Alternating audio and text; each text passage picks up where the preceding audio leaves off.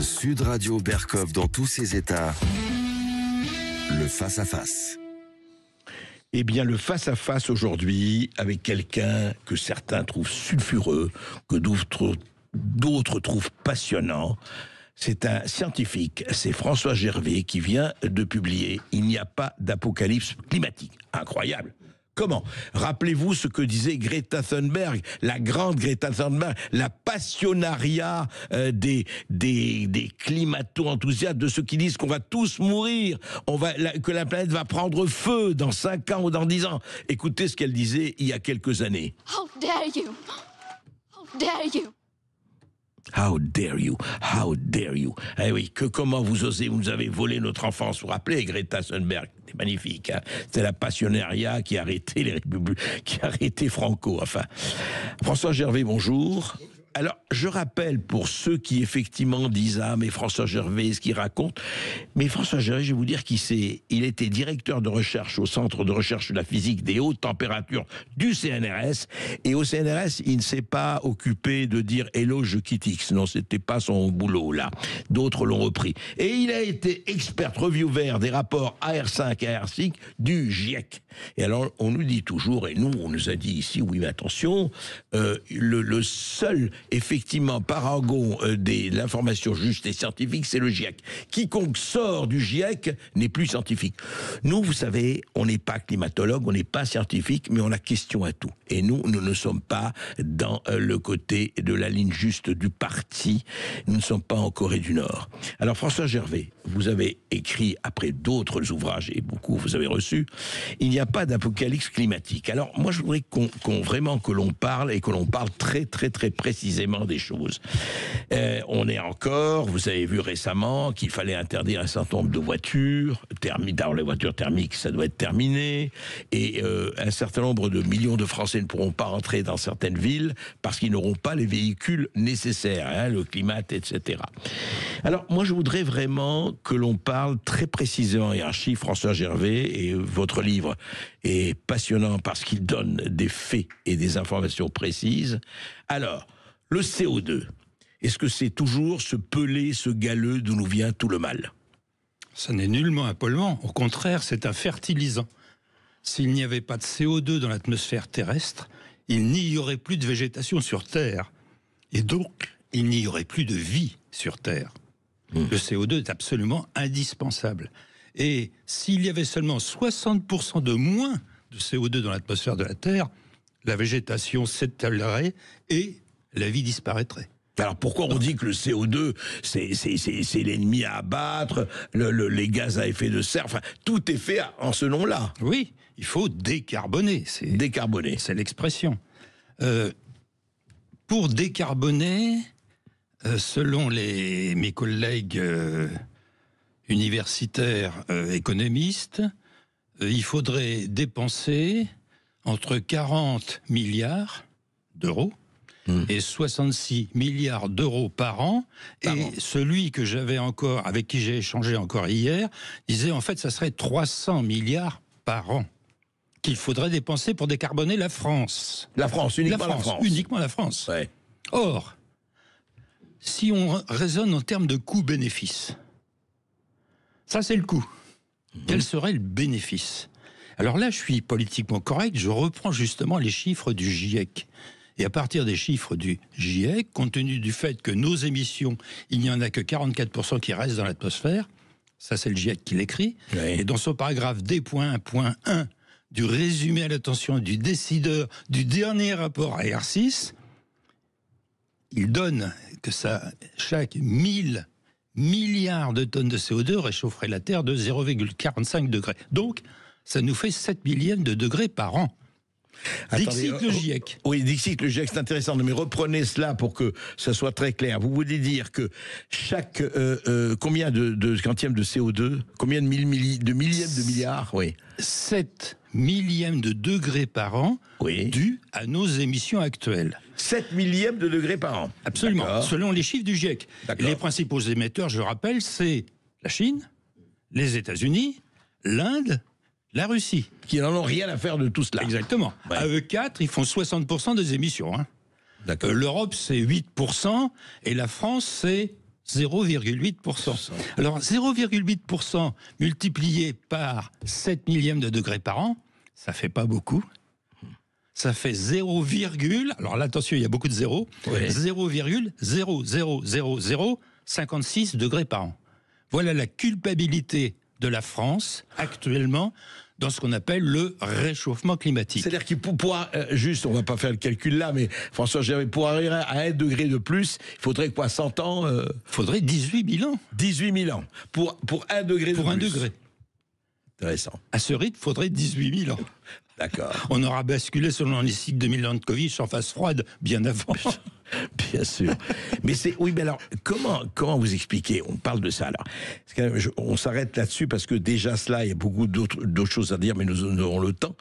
Comment vous expliquer que ce que vous expliquez en quelques chiffres, et encore une fois, vous dites vous-même, c'est les chiffres du GIEC quand on regarde, comment ça se fait que ça fait autorité, que quiconque, jusqu'ici, en tout cas dans nos pays à nous, quiconque ose dire, regardez, le roi est nu, eh bien vous faites traiter de complotiste, de parascientifique, de ceci, de cela. C'est quoi? C'est le dogme, c'est quoi? Il n'y a pas besoin d'avoir une thèse de doctorat, que ce soit en sciences dures ou en sciences molles, pour imaginer que ceux qui disent ça, c'est qu'ils y ont un intérêt. Il y a d'énormes intérêts en jeu, Ouais. et c'est la raison pour laquelle, effectivement, pour garantir ces intérêts et ces énormes subventions aussi, hein, pas qu'en France, hein, mais Bien sûr. hein. Il y a Alors, des budgets aux États-Unis, ça va peut-être s'arrêter, les Oui, subventions. peut-être, oui, mais il y a des budgets de plusieurs dizaines de milliards d'euros, ouais, de dollars, oui. Donc, c'est qu'évidemment, il y a des intérêts derrière. Il n'y a pas besoin d'avoir une thèse de doctorat pour comprendre cela. Alors justement, ce qui est intéressant, continuons là-dessus. Vous savez que je n'ai pas le sonore, mais on l'a diffusé plusieurs fois.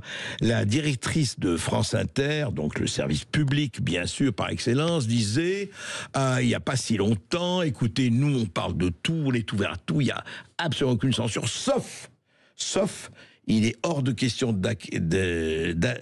d'accepter ou d'accueillir quelqu'un qui parle de réchauffement climatique. Je la cite dans le bouquin. Ah, vous la citez, oui, absolument. Bien sûr. Alors, qu'est-ce que c'est? Comment on parle de réchauffement? On parle dérèglement, on parle ceci, on parle cela, du matin au soir, du soir au matin. Est-ce qu'on peut essayer d'expliquer ou en tout cas d'éclaircir cela, selon vous, François Gervais? Alors déjà, il faut distinguer climat et météo. Ce sont deux choses différentes. Les événements atmosphériques extrêmes, il y en a toujours eu, quand on reprend les archives, même depuis plusieurs siècles. Il y en a toujours eu, il y en aura toujours. Parce que c'est un système chaotique au sens physique du terme, donc c'est imprévisible. Donc ça, il y en aura toujours. Ça, c'est la météo. En revanche, le climat, c'est la moyenne de tous ces événements sur 30 ans. C'est deux choses différentes. Absolument. Non mais c'est important de le préciser, oui. Et alors, le climat, alors, est-ce qu'il est déréglé, réchauffé ou pas, ou qu'est-ce qu'il en est exactement? Alors déjà, pour être déréglé, il faudrait qu'il y ait un règlement. Quand vous regardez les fluctuations de température du plus ancien thermomètre du monde, le plus ancien thermomètre du monde, qui mesure la température, Central England, ça dit bien ce que ça veut dire, là où il est, on ne bouge pas évidemment, il mesure les fluctuations de température depuis 175 ans. D'accord. Il y a toujours eu des fluctuations. L'amplitude des fluctuations reste la même aujourd'hui de ce qu'elle a toujours été. Depuis 175 ans. Depuis 175 ans. On serait bien en mal de trouver le début d'un dérèglement. Non, il y a toujours eu des fluctuations. Et c'est vrai que la moyenne de température est croissante. Depuis 175 ans. Oui. Vous dire, elle a déjà augmenté il y a 100 ans ou 150 ans, etc. Pour une bonne raison, c'est que il y a 175 ans, on était dans ce qu'on a appelé le minimum de Maunder, qui est un phénomène météorologique, bien évidemment, mais franchement climatique, puisque le Soleil n'avait plus de taches solaires à ce moment-là. On venait juste d'inventer la lunette de Galilée, ce qui permettait de voir les taches solaires. À ce moment-là, il n'y en avait pas. Et c'est revenu après. Donc, plus de taches solaires, ça veut dire qu'il a fait plus froid. C'est vrai. Et depuis, ça s'est réchauffé. Alors, on va en parler tout de suite après cette petite pause, effectivement, de changement climatique, dérèglement climatique et la tonne, effectivement, de commentaires et comme vous dites, de subventions et de travaux, des éoliennes aux panneaux solaires en passant par tout le reste, que ça suscite et que ça acte. On en parle tout de suite. Sud Radio. Sud Radio. Parlons vrai. Parlons vrai. Sud Radio. Parlons vrai. Sud Radio Berkoff dans tous ses états, midi 14h. André Berkoff. Et nous sommes toujours avec François Gervais, qui a contribué au réchauffement climatique par ce brûlot. Il n'y a pas d'apocalypse climatique. Il n'y a pas d'apocalypse climatique. Et oui, François Gervais l'affirme. Et il affirme chiffres à l'appui, faits à l'appui. Ça vient de paraître aux éditions L'Artilleur.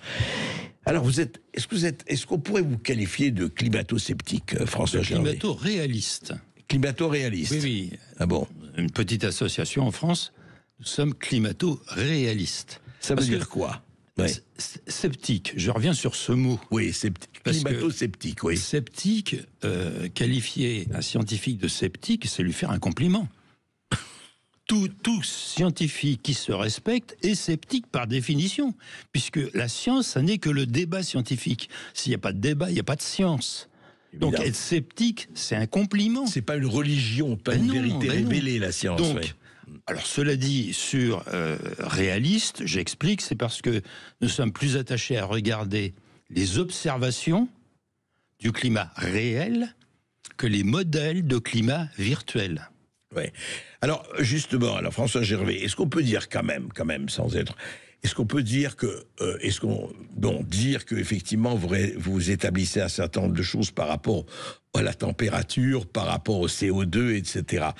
Mais est-ce qu'on peut vraiment dire que l'homme n'est pour rien depuis des siècles dans le changement, dans ce qu'on appelle le réchauffement climatique? Est-ce que vraiment l'homme n'y est pour rien? Alors, si on prend le CO2... Oui. Le spectre infrarouge du CO2, alors là, c'est ma spécialité, vu que je suis tombé dans la marmite de potions magiques comme Obélix quand j'étais petit. Je veux dire, quand j'ai commencé ma thèse de doctorat d'État, que j'ai construit mon premier spectromètre infrarouge, la première chose qu'on voit, c'est les bandes d'absorption de l'atmosphère. Donc le CO2 et principalement la vapeur d'eau, qui est de très loin le principal gaz à effet de serre. Mais on voit aussi le CO2, donc je le connais depuis tout petit, le CO2. Alors le CO2, effectivement, a un effet. Et à partir du spectre infrarouge, c'est expliqué dans le livre, le CO2, alors qu'il soit d'origine naturelle ou anthropique, attention, parce qu'il y a aussi, faut essayer de faire la distinction entre les deux. Alors, quand vous dites anthropique, ça veut dire? Lié aux émissions. Aux émissions, d'accord. Combustion des ressources fossiles, anthropique. Oui.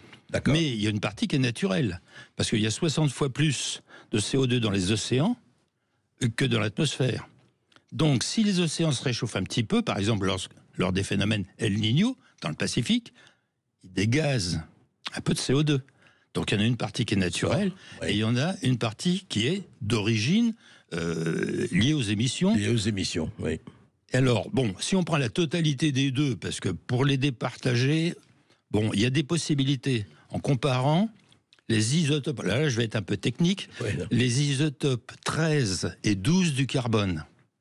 Le rapport entre les deux permet d'avoir une idée d'où provient le CO2. Alors, en fait, d'où il provient, sans entrer dans la technique... Alors, il est largement naturel, puisque à partir de cela, on montre qu'il y a 5% de CO2 liés aux émissions dans l'atmosphère actuellement. D'accord, 5%. Oui. Le reste, c'est naturel. C'est ça, c'est naturel. D'accord. Et donc, il y a un effet, hein, là-dessus, c'est indubitable. Et cet effet...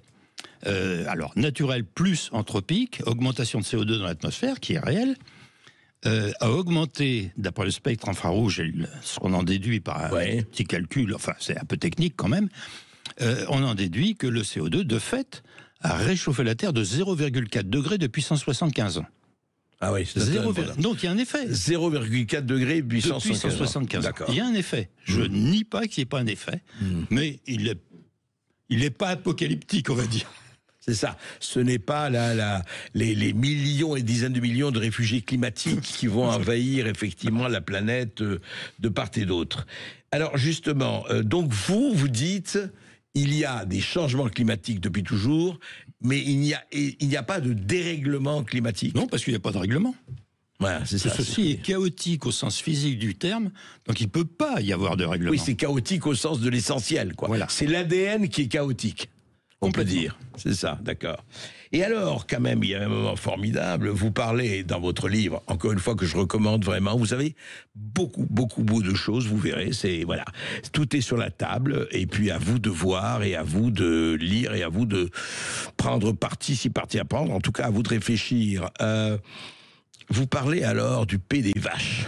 Oui. Parlons de cela. Alors, ces vaches... Le méthane. Le méthane, voilà. méthane, oui. Et quand on voit une vache en train de paître dans les prés, on se dit, oulala, la pollueuse. Alors, c'est quoi ça? Alors, c'est pas le P des vaches, c'est l'éructation. Ah, c'est l'éructation. Ah Le oui, méthane, je croyais que c'est- c'était la flatulence. Non, moi, non, c'est le rot des vaches. C'est le rot des vaches. Attention. pardon, oui. Donc, Exact, effectivement, oui. il y avait du méthane. Mais pas seulement les vaches, les ovins aussi. Oui. Et il y a à peu près 3 milliards de bovins et de vins sur Terre qui tous éructent du méthane. Bon, ben oui. C'est vrai.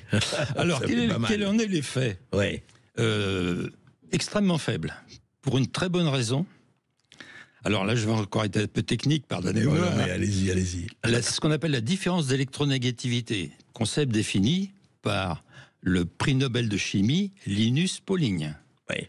La différence Fort d'électronégativité entre carbone et hydrogène dans le méthane, comparée à la différence d'électronégativité entre carbone et oxygène dans le CO2, ou dans hydrogène et oxygène de la vapeur d'eau, c'est beaucoup plus faible.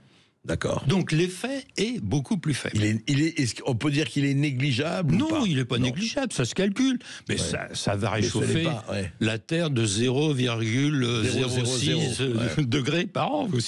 Non, c'est pas négligeable. Et pourquoi on en a fait, effectivement, on dit, oh là là, il faut abattre, effectivement. Oui, alors ça, c'est une entourloupe du GIEC. Ah oui, Carrément, c'est-à-dire, c'est une ouais. entourloupe du GIEC. Ouais. On ne parle pas de l'effet lui-même, mais de la dérivée de l'effet. L'effet, c'est une loi logarithmique. Bon, tout le monde, enfin, ceux qui ont fait un peu qui se souviennent de leurs études, se souviennent ce que c'est qu'une loi logarithmique. Mais la dérivée d'une loi logarithmique, c'est une loi hyperbolique, c'est le contraire.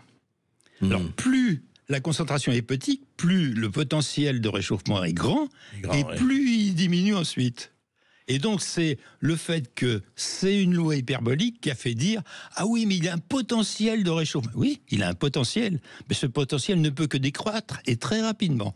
Oui, c'est intéressant en tout cas de le rappeler. Effectivement, vous dites. Alors en fait, ce que vous dites tout au long de votre livre, effectivement, et vous parlez d'un peu tout cela. Est-ce que tout cela, alors évidemment, vous dites, bien sûr qu'il y a des changements, bien sûr qu'il y a les émissions, bien sûr que ça joue un rôle, mais comment alors expliquez-vous, là, peut-être c'est aux sociologues qu'on va parler plus qu'aux scientifiques, encore que les sciences molles existent, je les ai rencontrées, comment vous expliquez depuis Rachel Carson, le silence, la Terre silencieuse, etc., ça fait maintenant plusieurs décennies. On se rappelle d'ailleurs de John Kerry, le sénateur américain, qui disait, rappelez-vous, il y a 20 ans, que toutes les villes côtières vont être noyées, envahies, etc. Et chaque fois qu'il pleut ou qu'il y a un incendie, c'est évidemment le climat, le dérèglement climatique. Donc, chaque fois qu'il y a un problème, c'est cela. Mais plus que ça, on l'a vu avec les intermittents, les éoliennes, et etc. Il est, encore une fois, comment vous expliquer? Est-ce que c'est religieux? Est-ce qu'on a voulu, comme on dit, gouverner par l'angoisse? Est-ce que c'est par cette anxiété? Et vous parlez de l'éco-anxiété, on va en parler, mais qu'il y a eu un tel, je dirais, allez, on peut le dire, un tel règne du discours dominant sur l'écologie depuis maintenant 50 ans, facile. La peur est un instrument de pouvoir. Ouais. Alors, pour revenir, puisque vous avez cité les intermittents, je voudrais donner l'exemple des panneaux solaires photovoltaïques, Oui. à partir desquels, effectivement, on fait de l'électricité. 91% des panneaux photovoltaïques dans le monde sont fabriqués en Chine. 91%. 91% des panneaux photovoltaïques dans le monde sont fabriqués en Chine. Ils sont donc fabriqués à partir d'une énergie carbonée. Car la Chine consomme la moitié du charbon mondial pour faire son électricité. Autrement dit, je caricature un tout petit peu, mais pas tellement, Oui. on est subventionné pour mettre des panneaux photovoltaïques qui sont en fait du charbon transmuté. D'accord. Donc on subventionne le charbon. Voilà. C'est QFD. C'est QFD. Et pour les éoliennes, c'est quoi? Vous diriez quoi des éoliennes? Autre intermittent. Que ça a doublé le prix de l'électricité. Ça peut intéresser tout le monde. Bah oui, parce que la demande d'électricité en France, selon RTE, n'a pas augmenté depuis une trentaine d'années. Enfin, il y a des fluctuations, mais pas beaucoup. N'a pas vraiment augmenté. Donc on avait le nucléaire et l'hydroélectricité qui permettaient de répondre à la demande. Qui répondait à la demande de fait. Comme la demande n'a pas augmenté, tout ce qu'on a installé comme énergie intermittente éolienne, avec des obligations d'achat, attention, il y a des contrats d'obligation d'achat, eh ben, ça nous fait payer... sur des milliards et des milliards de dollars et d'euros. Eh ben, ça nous fait payer 2 fois plus cher l'électricité. Quand je dis 2 fois, c'est peut-être 3 d'ailleurs. Oui, et justement, alors là, c'est peut-être parce qu'il faut parler de tout ça. Il n'y a pas que Cloison étanche, avec la science, la géopolitique et la politique elle-même. Comment se fait-il, alors c'est intéressant, que pendant que les accords de Paris, pendant que l'Europe s'enflamme, et pas seulement l'Europe et ailleurs, où on dit d'abord effectivement l'écologie, l'allemand, on a vu le rôle des Verts allemands, on va pas revenir, Fabien Bougli nous en a très bien parlé ici en France et ailleurs. Comment se fait-il que le fait que l'Amérique, allez, drill baby drill, hein, on reprend les gaz de schiste, nous on n'a pas le droit bien sûr, on ne touche pas à ça, même pas le droit d'explorer. Je ne dis pas que c'est bien ou pas bien, mais c'est un fait que l'Amérique, la Chine, vous venez de parler de la Chine, la Russie et l'Inde se fichent totalement et royalement de tout ça et continuent, eux, leur travail ou leur développement, entre guillemets, sans aucun problème. Alors que nous sommes dans l'accusation et la stigmatisation totale. Regardons la situation. 80% de l'énergie mondiale est produite par les combustibles fossiles. 80% aujourd'hui. Oui, aujourd'hui. Alors, c'est un peu plus dans les pays asiatiques, c'est un peu moins dans les pays de l'OCDE, mais c'est quand même 74% dans les pays de l'OCDE. Oui, donc, qui ont besoin, de toute façon, qui ont besoin des énergies fossiles. Donc, c'est un pétrole, fait, charbon, etc. Ouais. Bien sûr, parce qu'il n'y a pas que l'électricité, bien sûr. Bien sûr. Il y a... T'as d'autres besoins. Et puis si demain l'intelligence artificielle veut fonctionner, il y a de l'énergie. Hein, on va en parler aussi, vous en parlez dans votre livre d'ailleurs. Très cela. Je crois que on peut-être faire une petite pause, et justement pour absorber tout cela, mais c'est pas fini, vous allez voir, c'est passionnant. Et on va parler de l'éco-anxiété, vous en parlez beaucoup aussi, François Gervais. À tout de suite. C'est simplement le moment de rappeler aussi peut-être à vos auditeurs que sur Sud Radio, ils ont la parole et ils ont la possibilité de poser des questions. Donc n'hésitez pas à appeler le standard au 0826 300 300. À tout de suite. Sud Radio. Sud Radio. Parlons vrai. Parlons vrai. Sud Radio. Parlons vrai. Sud Radio Berkov dans tous ses états, midi 14h. André Berkov. Dans tous ces états décryptés par François Gervais, il n'y a pas d'apocalypse climatique aux éditions de l'Artilleur, effectivement. Et vous ajoutez, d'ailleurs, c'est le sous-titre de votre livre, François Gervais, Modèle, mesures et prévisions, se délivrer de l'éco-anxiété. Et effectivement, vous en parlez beaucoup dans votre livre. Mais cette éco-anxiété, il faut comprendre, les gens se disent, on leur dit, écoutez, on va avoir 4 degrés de plus, des villes entières vont disparaître, nous allons crever de faim et de soif dans le sud, et chez nous, ça va être 4 à 5 degrés de plus, beaucoup de gens l'ont dit à la télévision et ailleurs, et enfin, ça va être, voilà, et depuis 50 ans, évidemment, de 20 ans en 20 ans, on vous raconte les mêmes choses, et ça continue. Donc cette éco-anxiété, elle est presque devenue généralisée. On l'a vu aussi dans d'autres domaines. Mais là, comment vous l'analysez, cette éco-anxiété ? Alors, il y a plusieurs choses. La première chose, c'est qu'effectivement, depuis 2 siècles, la population mondiale a été multipliée par 8. Mais c'est énorme. Et depuis 50 ans, la population mondiale a doublé. Donc on ne peut pas nier que le fait qu'il y ait beaucoup plus de gens sur Terre font que ça a augmenté les problèmes. Un certain nombre de problèmes, y compris ceux liés aux événements météorologiques extrêmes, bien sûr. Bien sûr que ça joue. Ça, c'est sûr. C'est normal. Bon, il faut le dire. Par ailleurs, sur l'éco-anxiété, j'aurais tendance à incriminer cette petite chose que nous avons tous dans notre poche qui s'appelle un smartphone et qui a tendance à écarter un peu les gens du vrai collectif pour se replier sur leur zone d'inconfort, on peut dire, ou presque. Donc ça a pu jouer.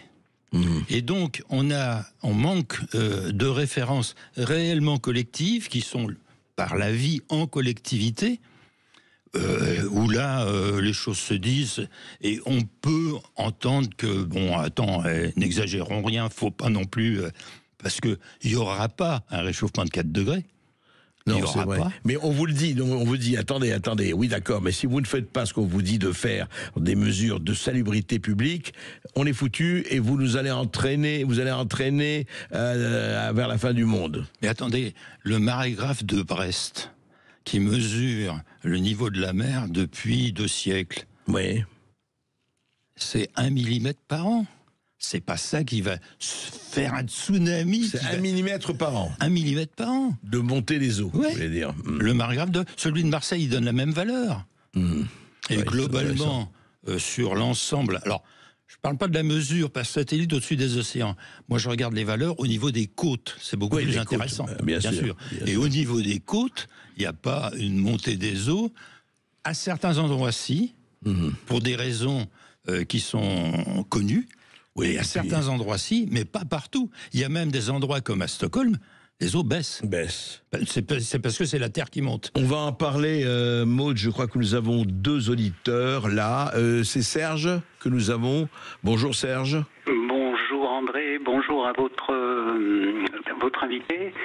Que je remercie d'avoir écrit déjà pas mal de livres, notamment Impasse climatique que j'ai pris plaisir à lire il y a un an ou 2. Oui. Voilà. Lisez aussi celui-là. Oui, vous savez, on ne lâche pas l'affaire, comme vous dites. Absolument. Donc, j'avais juste 2 ou 3 choses à dire, notamment à propos du fameux Al Gore. Vous savez, celui qui aurait dû être président à la place de... Oui, Al Gore, bien sûr. Bush, etc. Et qui avait fait un tabac médiatique et cinématographique à la fin des années 90 en sortant un film en fait qui était qui a été largement diffusé par le biais de DVD qui s'appelait An Inconvenient Truth et qui devait s'appeler en français une vérité inconfortable. Mais allons-y Serge, ça on va parler. Une vérité qui dérange. Voilà, une vérité qui dérange. Exactement. Une histoire assez intéressante était ce qui s'est passé en Grande-Bretagne où Tony Blair était au pouvoir encore à cette époque et il avait fait acheter je ne sais plus combien de millions de DVD à distribuer dans les écoles et un des parents, il y avait déjà des parents vigilants à l'époque, vous voyez, s'était insurgé en disant c'est très bien, vous diffusez ça, mais il n'y a pas d'autre avis. C'est-à-dire qu'on nous donne ça comme une vérité révélée. L'affaire était allée jusqu'à la haute cour. Donc ça avait été étudié. La haute cour avait demandé une expertise scientifique. Et je me souviens que les scientifiques anglais neutres, ou des scientifiques neutres en tout cas, avaient décelé au moins une dizaine d'erreurs factuelles. Tout à fait. L'histoire de l'ours qui se baladait sur un pauvre glaçon au plein milieu de l'océan. Voilà. Je suis allé la dernière fois que je suis allé à New York, c'était en 2014. Si on avait suivi les prédictions d'Al Gore, j'aurais jamais pu prendre la navette pour aller de Battery Park à la Statue de la Liberté parce que New York devait être noyé à ce moment-là. Absolument. Etc. Donc vous voyez Donc voilà, ce que vous dites Serge, c'est que quand même il faut un peu regarder le réel et ne pas partir dans des délires. Enfin en tout cas, raison gardée, disons raison gardée.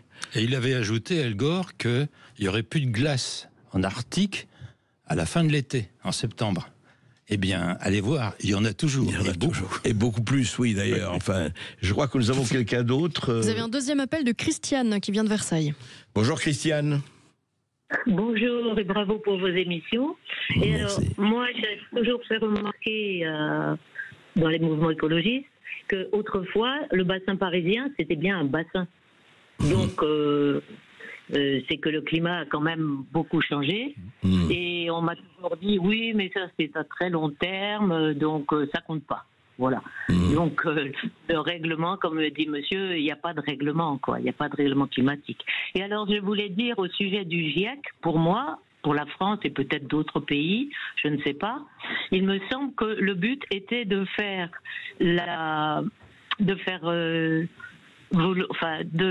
cacher de mettre en valeur l'énergie nucléaire, parce que dans les années autrefois, les Français étaient majoritairement beaucoup étaient contre l'énergie nucléaire, avec tous ses dangers.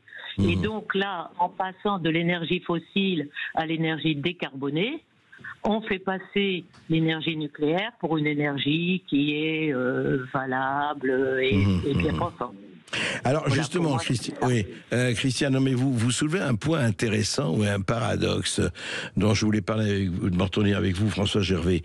C'est que en même temps, les écolos, en tout cas les écolos politiques ou les écolos punitifs ou autres, sont violemment contre les énergies fossiles, veulent la fin des énergies fossiles. Vous avez expliqué que vous-même qu'aujourd'hui, c'est 80% de l'énergie. On voit pas très bien comment on pourra s'en débarrasser tout de suite, mais en même temps, ils sont violemment contre le nucléaire. Or, le nucléaire, il devrait être pour parce que c'est la seule énergie décarbonée, enfin, ou pratiquement complètement décarbonée. Qu'est-ce qui fait que, et Dominique Voynet s'en était vanté quand elle était ministre sous le gouvernement Jospin, en disant elle avait effectivement essayé de saboter, en tout cas d'arrêter un certain nombre de programmes de centrales nucléaires, et on sait ce qui est arrivé à Fessenheim. Il y a quand même quelque chose de bizarre là. D'abord, je voudrais rappeler les proportions. Oui. L'énergie actuelle dans le monde, on disait 80%, ce sont des énergies fossiles.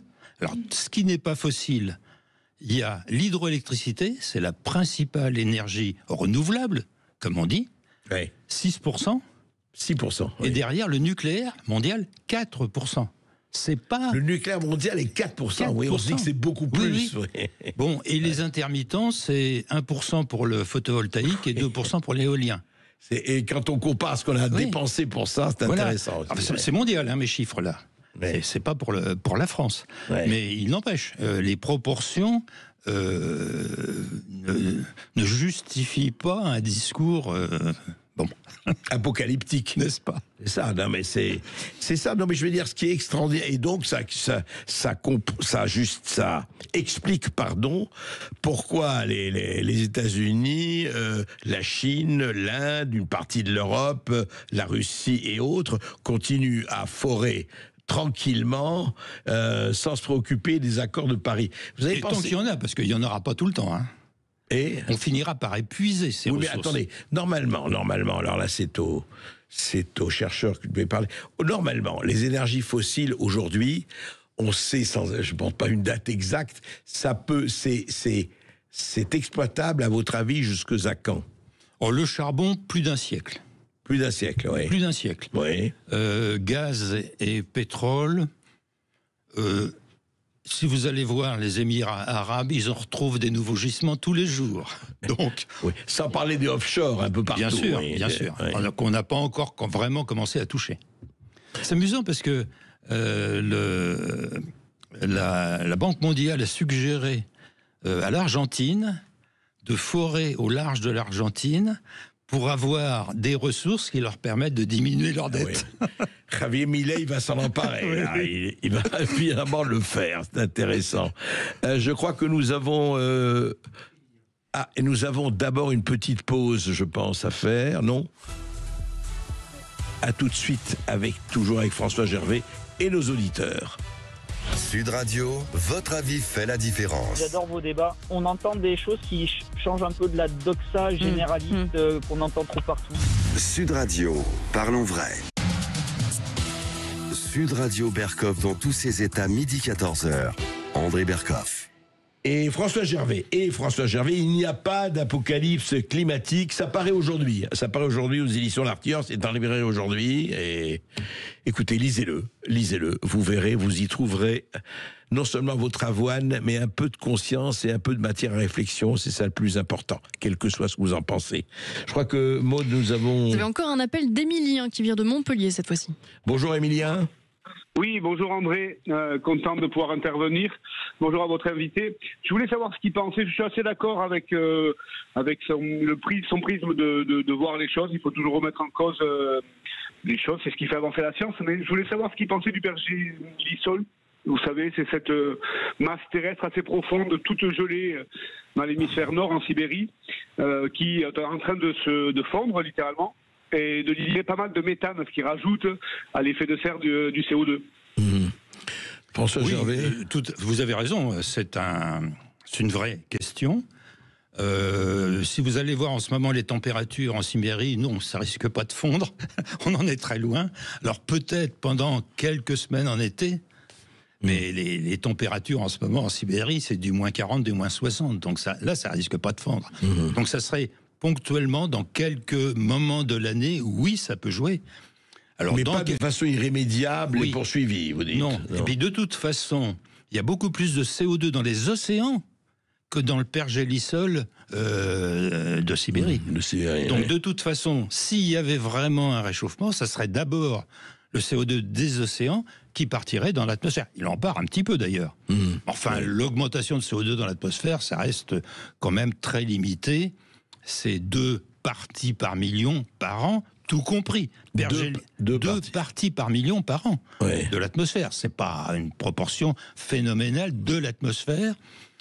Alors, pergélisol et océan compris.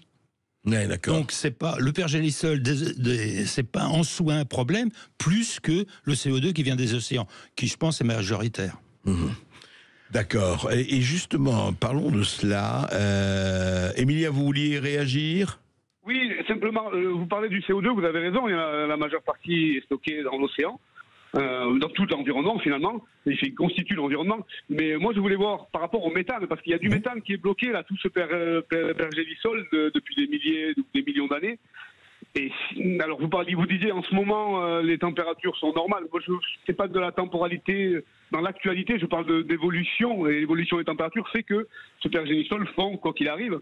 Et le méthane est libéré. Le méthane lui a beaucoup plus de pouvoir que le CO2. Donc, non. Qu'est-ce qui va se passer ? Non, je m'inscris en faux contre là-dessus. Le méthane n'a pas plus de pouvoir que le CO2, il en a beaucoup moins. De pouvoir de réchauffement oui, de serre ? Absolument. Ah, d'accord. Donc, je cherche pour une raison, la première raison, c'est qu'il y en a que s'il y a 0,04% de CO2 dans l'atmosphère, il y a 0,0002% de méthane seulement dans l'atmosphère. Ouais, d'accord. Moins important. L'effet du méthane, l'effet réchauffement de la molécule de méthane est plus faible que celui de la molécule de CO2, comme je l'ai dit tout à l'heure. Donc, c'est pas un problème en soi, le méthane. Là encore, je le disais tout à l'heure, c'est un entourloupe du GIEC qui, au lieu d'insister sur la concentration de méthane qui est très faible, quand vous reprenez les chiffres de la NOAA qui montrent l'augmentation de méthane, certaines années, ça n'a même pas augmenté. Certaines années, ça n'a même pas augmenté. D'autres années, ça a augmenté, mais il y a des fluctuations. Et de toute façon, ces augmentations, l'entourloupe, c'est de dire, c'est pas l'effet qui compte, mais c'est la dérivée de l'effet. Et c'est là qu'il y a une tricherie. Pour revenir, pour terminer cette émission, pour en parler pendant des heures, et on en reparlera d'ailleurs, François Gervais, juste un mot. Au fond, comment faire pour, c'est plus qu'un travail d'Hercule, comment faire pour séparer la recherche scientifique de la vérité révélée qui est d'essence religieuse ? J'encourage, dans le bouquin d'ailleurs, les anxieux à investir non pas sur leur portable, mais à vraiment engager une réflexion sur la science, disons vulgarisée. On n'est pas obligé d'aller lire des publications dans des revues internationales à comité de lecture, c'est là que se fait la science, en anglais, qui plus est, ça peut paraître un peu abscon, mais il y a tout de même un certain nombre de documents vulgarisés qui permettent de se faire une vraie idée de ce que la science dit, même si elle est controversée. Parce que c'est normal, la science, c'est toujours controversé. C'est normal.